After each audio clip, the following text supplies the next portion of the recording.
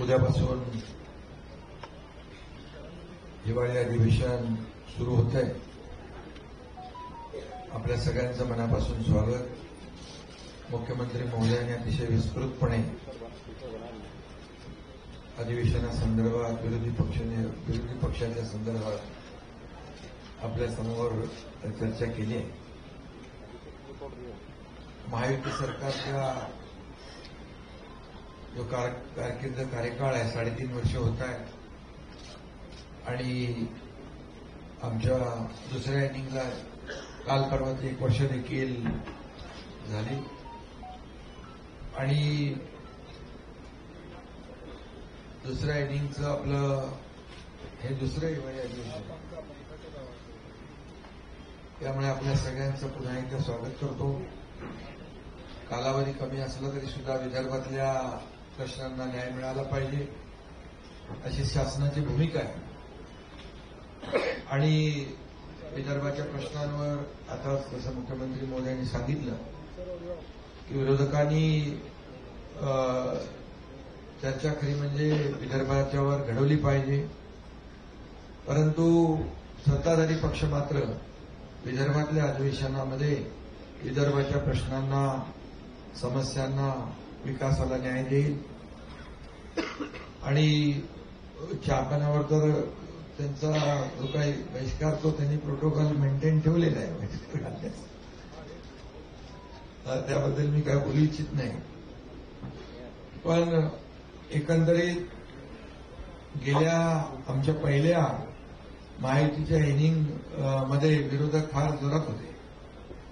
रोज तिकडे आंदोलन, अधिवेशनात, पायऱ्यांवर, सभागृहात कमी पण बाहेर त्यांना आंदोलनं करणं आणि तुम्ही सगळं त्यांचं टिप्पण करत होते, त्याच्यामध्ये आनंद मानत होते. ते आमची एवढीच भूमिका आहे की अधिवेशन हे लोकांच्या, जनतेच्या प्रश्नांना न्याय देण्यासाठी, वाचा फोडण्यासाठी आणि सरकारकडून न्याय मिळवून घेण्यासाठी असतं. परंतु विरोधकांना त्याच्यामध्ये काही स्वारस्य राहिलेलं नाही आणि त्यांना फक्त पायऱ्यांवर स्टंट करण्यामध्ये धन्यता ते मानतात. मी एवढंच सांगेन की यावेळचा विरोधी पक्ष अतिशय निष्प्रभ दिसतोय. म्हणजे त्यांची परिस्थिती, जी मी काय कोणाला कमी लेखत नाही, मी कोणावर अशी टीका करत नाही, परंतु अतिशय जी काय अवस्था आहे ती आपण पाहतोय. आणि झालेल्या निवडणुकांमध्ये देखील पत्रकारांनी विचारलं की महाविकास आघाडीचे कुठे आहे, आपणच होतो फिरत होतो तिकडे प्रचारामध्ये, पण म्हणजे नेते सगळे आपल्या घरात होते आणि कार्यकर्ते आपले सगळे वाऱ्यावर होते. कार्यकर्त्यांची निवडणूक होती आणि निवडणूक आयोग, कोर्ट याला नेहमी दूषणं देणारे. खरं म्हणजे ही निवडणुकीची मतमोजणी पुढे गेली, त्यामुळे तरी त्यांनी त्यांना धन्यवाद दिले पाहिजे निवडणूक आयोग, कोर्टाला. नाहीतर अशी परिस्थिती असते की अधिवेशनामध्ये फार वाईट परिस्थिती झाली.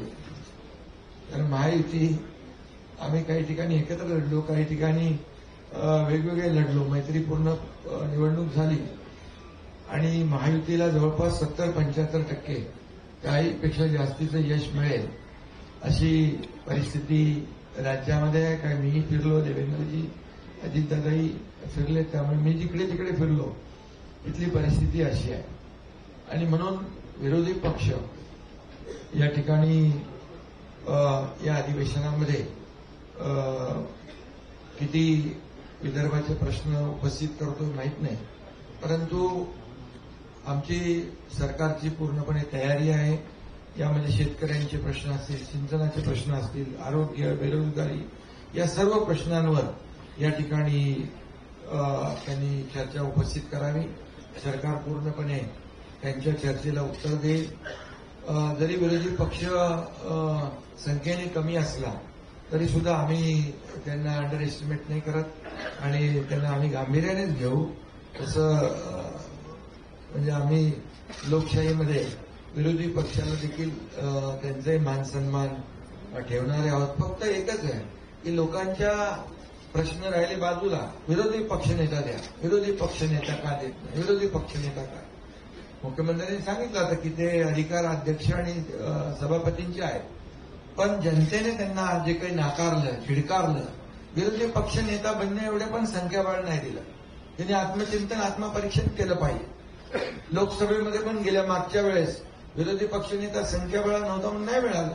यावेळेस लोकसभेत विरोधी पक्षनेता मिळाला. त्यामुळे त्यांनी प्रयत्न केला पाहिजे पुढच्या वेळेसाठी की विरोधी पक्षनेते एवढे तरी संख्याबळ कसं मिळता येईल. संख्याबळ मिळवा आणि कमवा आणि विरोधी पक्ष मिळवा.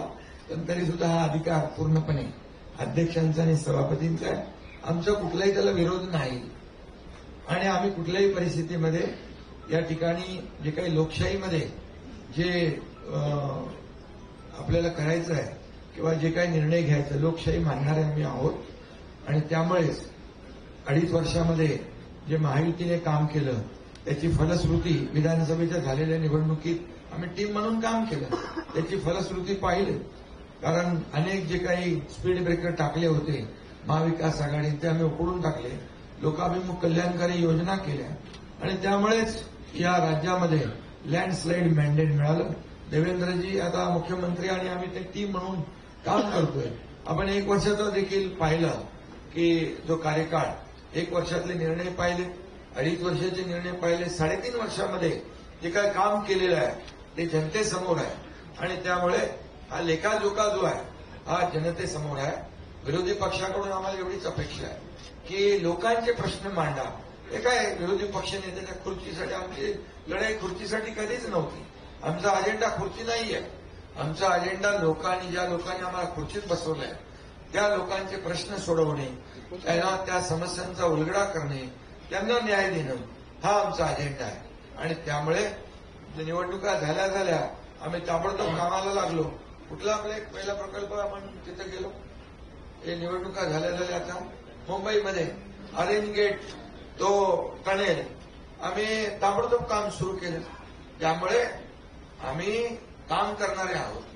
ते स्पीड ब्रेकर टाकणार आहे, त्यांचा पाय ब्रेकवर आहे, आमचा पाय एक्सिलेटरवर आहे.